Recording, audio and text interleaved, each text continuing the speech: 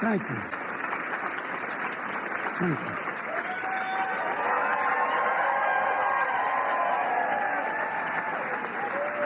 Thank you.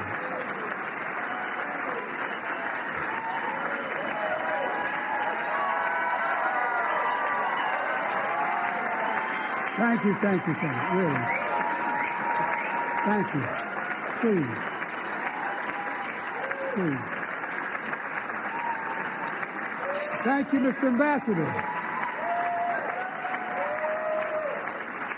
Mr. Ambassador, thanks for that introduction, and above all, for your friendship over the years. There's literally one word that comes to mind every time I think of Andy Young. The word's integrity, absolute integrity. And thank you to the Johnson family for carrying forward the legacy of a truly great president and first lady. Your mom was incredible as well.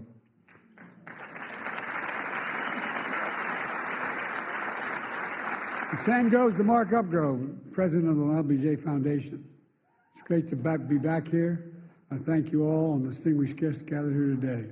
Look, I was in college at the University of Delaware in our early beginning years when I heard the news that President Kennedy had been assassinated. I remember exactly like anybody in my generation remembers exactly where they were sitting, standing, or walking. I was on the steps of one of the university halls called Hullion Hall at the university, listening on a transistor radio with 3 other people. Seemed unbelievable. And then, later watching President Johnson help the nation find a way forward. In his first address after the tragedy, President Johnson said, and I quote, "Nothing could more eloquently honor President Kennedy's memory than the earliest passage of the Civil Rights Bill." That's what he said.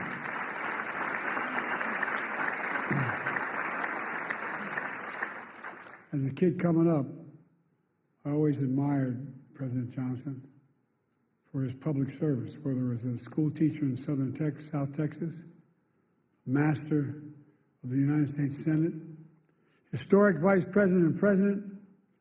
His philosophy was simple. In a great society, no one should be left behind. He'd say,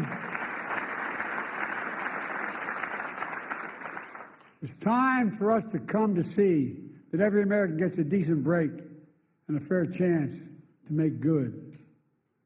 And as Andy Young said, President Johnson met repeatedly with the civil rights leaders and built a coalition to bring that vision to life. He did. He brought it to life. Over 50 years, the LBJ Foundation has convened this symposium to reflect one of the crowning achievements, the Civil Rights Act of 1964, a defining moment that has since opened doors of opportunities for all Americans, regardless of race, sexual orientation, gender identity, religion, national origin. Together with the Voting Rights Act and the Fair Housing Act, these 3 landmark laws he signed are remarkable in their scale and their scope. Taken together, these 3 acts have made this nation fundamentally more fair, fundamentally more just, and most importantly, fundamentally more consistent with our founding principles. For real.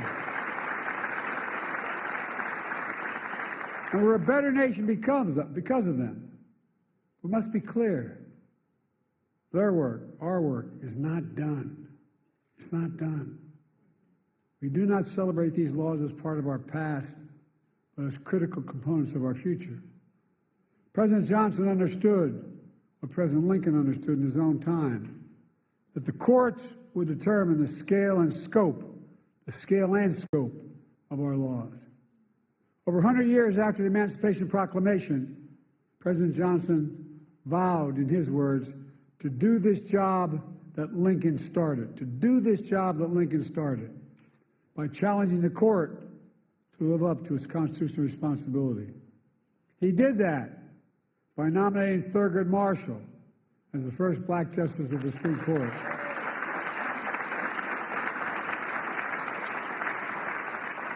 And by aggressively defending civil rights throughout the courts. But now we live in a different era. In recent years, extreme opinions that the Supreme Court has handed down have undermined long-established civil rights principles and protections. 2013, the Supreme Court in Shelby County case gutted the Voting Rights Act, opening the floodgates to a wave of restrictive voting laws that have seen states across the country pass. In 2022, the court overruled Roe v. Wade and the right to choose that has been the law of the land for 50 years. 50 years. The following year, the same court eviscerated affirmative action, which had been upheld and reaffirmed for nearly 50 years as well. And now, there's an extreme movement and agenda called Project 2025. Well, by the way, they're serious, man. They're planning another onslaught attacking civil rights in America. For example, Project 2025 calls aggressively attacking diversity, equity, and inclusion across all aspects of American life. This extreme MAGA movement even proposes to end birthright citizenship. That's how far they've come. End birthright citizenship, which if you're born in America, you're an American citizen. That's how extreme these guys are. This issue and so many other civil rights that Americans take for granted are likely to come before the court in the years to come. And most recently and most shockingly, the Supreme Court established in Trump versus the United States a dangerous precedent. They ruled, as you know, that the President of the United States has immunity for potential crimes he may have committed while in office. Immunity. This nation was founded on the principle there are no kings in America. Each of us is equal before the law. No one is above the law.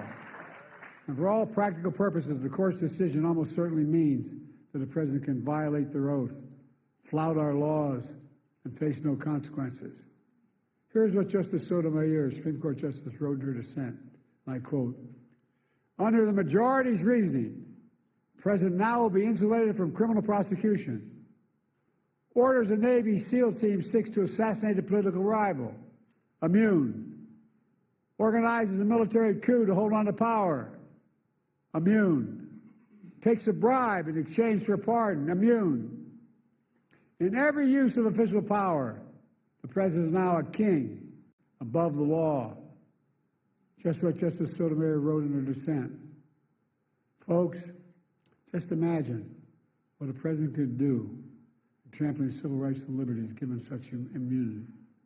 The court's being used to weaponize an extreme and unchecked agenda. This decision is a total affront to the basic expectations we have for those who wield the power in this nation, that they are expected to be wholly accountable under the law. The president is no longer constrained by the law, and the only limits on abuse of power will be self-imposed by the president alone. That's a fundamentally flawed view and a fundamentally flawed principle, a dangerous principle. On top of its extreme decisions, the court is mired in a crisis of ethics. These scandals involving the justices have caused public opinion to question the court's fairness and independence that are essential to faithfully carrying out its mission of equal justice under the law. For example, there are documented reports of a decades-long effort to reshape the judiciary, including the Supreme Court backed by shadow special interests that also support Project 2025. Undisclosed gift to justice is worth hundreds of thousands of dollars from wealthy benefactors who have interest before the very court they're contributing to. Conflict of interest from those connected to January 6th insurrectionists. And the blatant attack on nominating and confirming justices of the court itself. Do you all remember when Justice Scalia died in February of 2016? And the Republicans blocked the president's nomination, President Obama's nomination, to fill that vacancy for nearly a year by making up an entirely new standard that there be no confirmations of the court during an election year.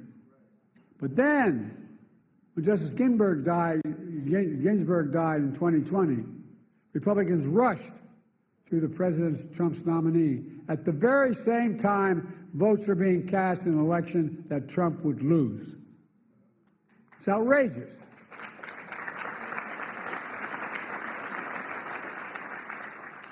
I know I don't look it, but I served in the Senate for 36 years,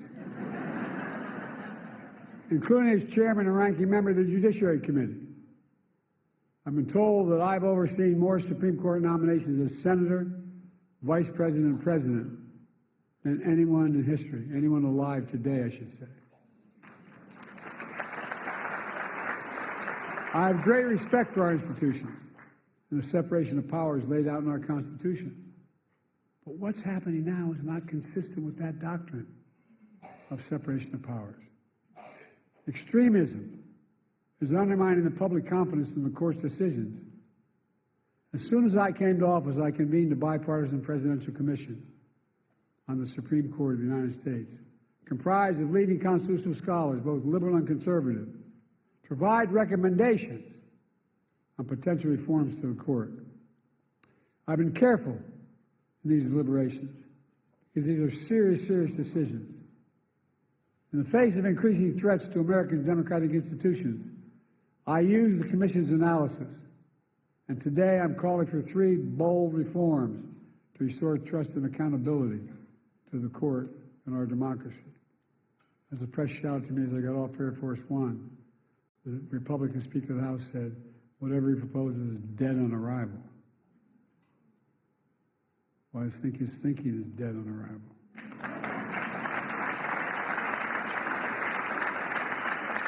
First, I'm calling for a constitutional amendment called No One is Above the Law Amendment. It holds, and I mean this sincerely, it holds that there's no immunity for crimes former president committed while in office. I share our founders' belief that the president must answer to the law. The president is accountable in the exercise of the great power of the presidency. We're a nation of laws, not kings and dictators.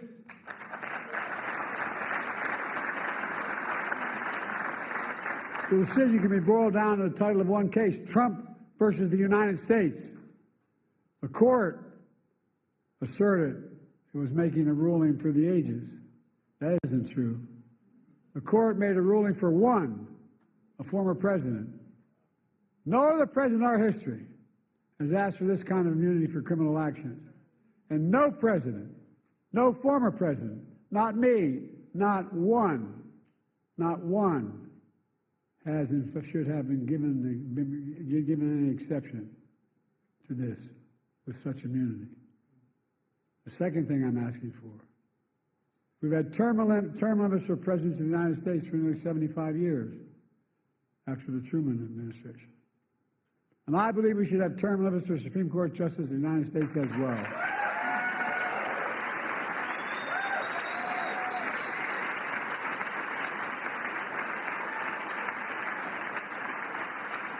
In fact, the United States is the only major constitutional democracy that gives lifetime seats in their high court. Term limits would help ensure that the court membership changes with some regularity. That would make timing for the court's nomination more predictable and less arbitrary. Reduce the chance that any single presidency imposes undue influence in generations to come. The bipartisan commission I convened analyzed various term limit structures. Based on their report, I believe the best structure is the 18-year term limit. That would help ensure the country would not have what it has now, an extreme court that's the product of an attack on the confirmation process that's been weaponized by those seeking to carry out an extreme agenda for decades to come. By the way, these guys mean it. These guys mean it. Project 2025 is real. They mean it. Third, I'm calling for a binding code of conduct for the Supreme Court.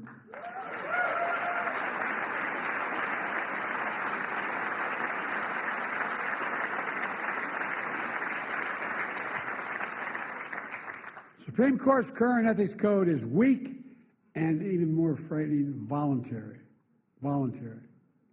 Any code of Congress must be enforceable.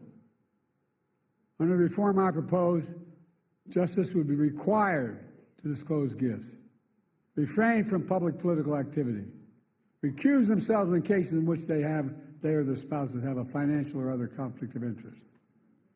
Most people don't realize that Congress passed a law decades ago that says all federal judges, including Supreme Court justices, have to recuse themselves in such cases. But the current justices insist on enforcing that requirement themselves without any public oversight or compulsion. See, that's their decision. They don't have to tell us how they made it. That might work if the court was actually enforcing those requirements, but they are not. The court is not self-policing. The court is not dealing with the obvious conflicts of interest. We need a mandatory code of ethics for the Supreme Court, and we need it now.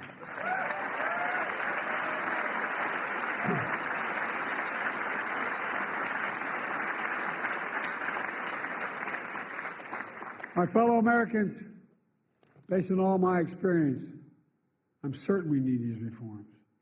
We need these reforms to restore trust in the courts, preserve the system of checks and balances that are vital to our democracy. They're also common sense reforms that the vast majority of the American people support, as well as leading constitutional law scholars, progressives, and conservatives. I look forward to working with the Congress to implement these necessary reforms. A number of members of Congress are here today. Let me close with this. President Johnson signed the Civil Rights Act of 1964 just 2 days before the 4th of July. He said in that bill signing, and I quote, "This is a proud triumph. Yet those who founded our country knew that freedom would be secure only if each generation fought to renew in largest meaning," end of quote. That's what I've tried to do throughout my career, inspired by the cause of civil rights.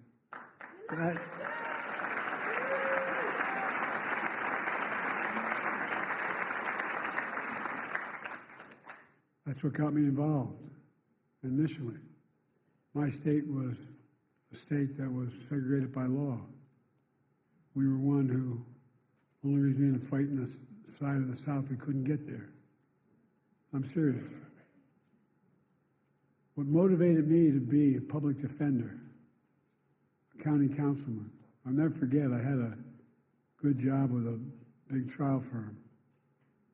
And in Delaware, you have to study for the bar for 6 months before you're allowed to take it.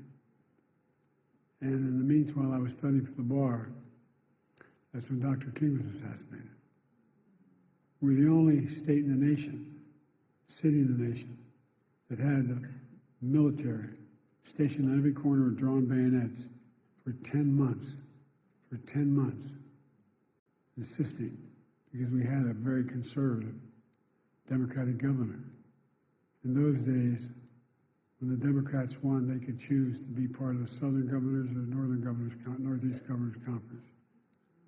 They choose the Southern Governors Conference lots of times. But guess what? It got me engaged. I love how reading these biographies of me now that I knew I was going to run for president. I remember walking in to the public defender's office, which was part-time at the time, and asking for a new application because I wanted to join the public defender's office. And he looked at me and said, Franny Kearns, he said, "Don't you work for Pickett, Warburton, Sanders?" I said, "Yeah." He said, "Why the hell would you want to do this?" Not a joke. But I said, "Let me do it." I became a public defender. Folks, here's the deal. Because I got engaged like a lot of you do, whether you run for office or not. You get engaged and you want to change things. So I kept trying to change the Democratic Party in my state, which is very conservative. And then a group of people came to me, as my senator knows, Chris Coons, came to me and said, "Look, we want you to run for state senate." I said, "I can't. I can't go to Dover all the time. I'm just starting a law firm. I'm a part-time public defender. And then they came back to me and said, why don't you run for the county council? I said, I can't. They said, you stupid SOB, it's right across the street there. I'm serious. Meets only twice a week. So my sister, my best friend, managed my campaign. And we picked a district that we couldn't possibly win. No Democrat had ever won. But my problem was I had my sister doing my campaign. And we won. Next thing I know, I was part of a group assigned as young senators, young elected officials, to try to bring the party around to get someone to run for the United States Senate. And I was put on a commission when you're the young lawyer to get to turn the lights on and off after every meeting. And so I remember going down to the Democratic convention off year in Dover, Delaware. And after the afternoon session, went back and I was in my room. It's a nice motel you just drive up to, get out, walk in your door there.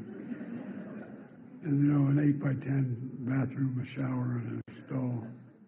And I had my towel around me and a shaving cream on my face, and they were bam, bam, bam on my door.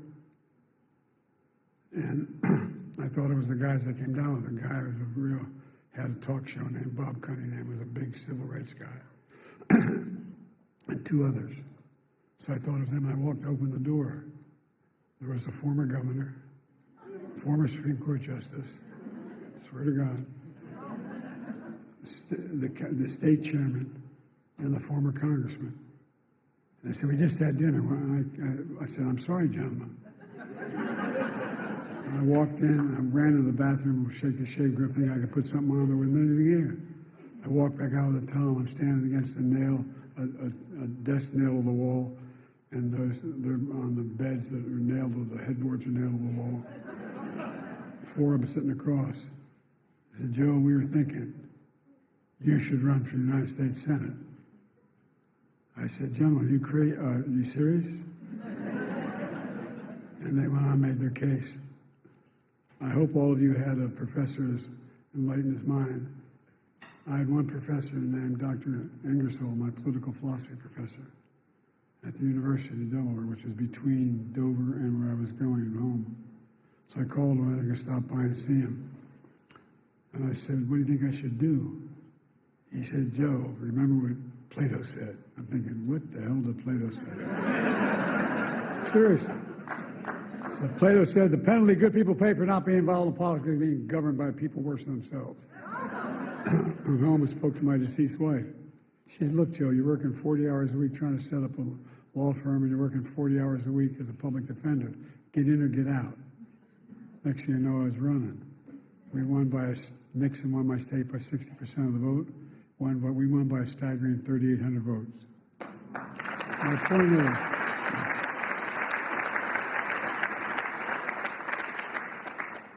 I didn't know what the hell I was doing. But look, and I went on to be able to I had to wait a little bit to be sworn in. You got to be 30 to be sworn in. And then I was the vice president, the first African-American president in American history.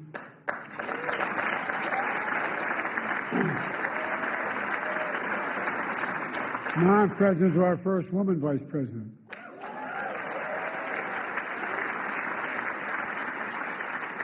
I've made clear how I feel about Kamala, and she's been an incredible partner to me, a champion of civil rights throughout her career. And she'll continue to be an inspiring leader and project this very idea of America. The very idea that we're all created equal and deserve to be treated equally throughout our lives. We've never been fully lived up to that, but we've never walked away from it. We've never walked away because leaders like Lyndon Baines Johnson, my fellow Americans, in 2 years we'll commemorate the 250th anniversary of the signing of the Declaration of Independence.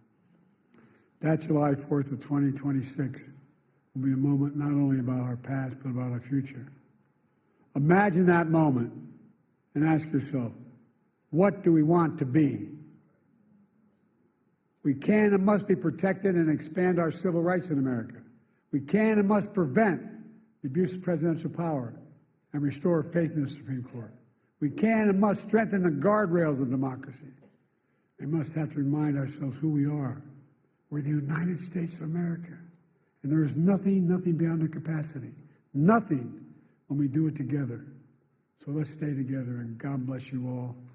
Lyndon Johnson, Lady Bird Johnson, may God bless the whole family. Ladies and gentlemen, may God protect our troops. Thank you for listening.